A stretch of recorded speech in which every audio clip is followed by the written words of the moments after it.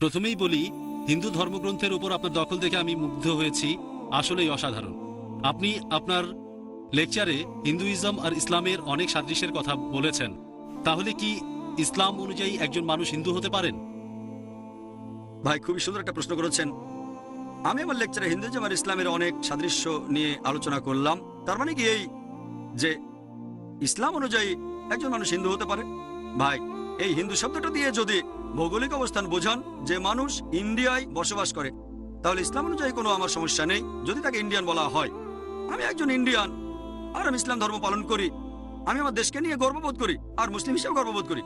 ইসলামে এটা নিয়ে কোনো সমস্যা নেই যদি আপনি ইন্ডিয়ান হন আর ইসলাম ধর্ম পালন করেন। কিন্তু যদি বলেন যে হিন্দু হচ্ছে সেই লোক যে হিন্দুইজমের ধর্মগ্রন্থগুলো মেনে চলে, তাহলেও আমার কোনো আপত্তি থাকবে না যদি সেই হিন্দু যে হিন্দুইজমের ধর্মগ্রন্থের প্রতিষ্ঠিত সত্যগুলো মেনে চলে।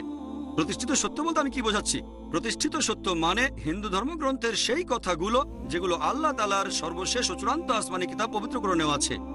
এখানে আমি বলছি বেদ আর কোরআনের কথা। আমি আগেও বলেছি দুটো ধর্মগ্রন্থে বলছে ঈশ্বর কেবলমাত্র একজন, নবী রাসূলে বিশ্বাস করে, শেষ নবী মুহাম্মদ সাল্লাল্লাহু আলাইহি সাল্লাম, পরকালে বিশ্বাস করে। যদি তারা এই প্রতিষ্ঠিত সত্যগুলো বিশ্বাস করে আমার কোনো আপত্তি নেই।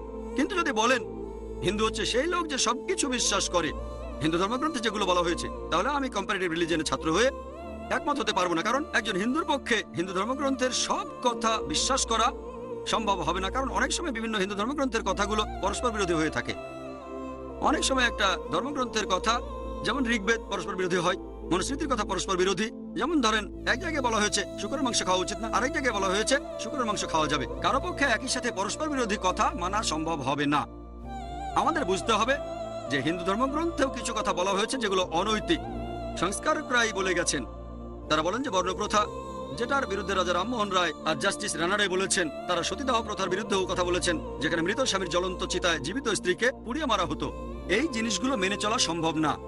এ কারণে আমি বলেছি যদি একজন হিন্দু ধর্মগ্রন্থের প্রতিষ্ঠিত সত্যগুলো মানে, আর এটা মানে একজন অন্তিম ঋষি ছিলেন। যখন গৌতম বুদ্ধ হিন্দুইজমকে বিশুদ্ধ করতে চাইলেন কুসংস্কার বাদ দিয়ে, অনেকে তার বিরুদ্ধে চলে গিয়েছিল। এই লোক কিভাবে বেদের সংস্কার করবে? পরে হিন্দুরা মেনে নিয়েছিল বুদ্ধ 24 জন অবতারের মধ্যে 23তম। তারা আরো মানে বুদ্ধ হলেন বিষ্ণুর নবম অবতার। একইভাবে হিন্দু ধর্মগ্রন্থে দেখবেন বলা হয়েছে যে মুহাম্মদ সাল্লাল্লাহু আলাইহি সাল্লাম হলেন 24তম অবতার, তিনি বিষ্ণুর 10ম অবতার, তিনি হলেন অন্তিম ঋষি।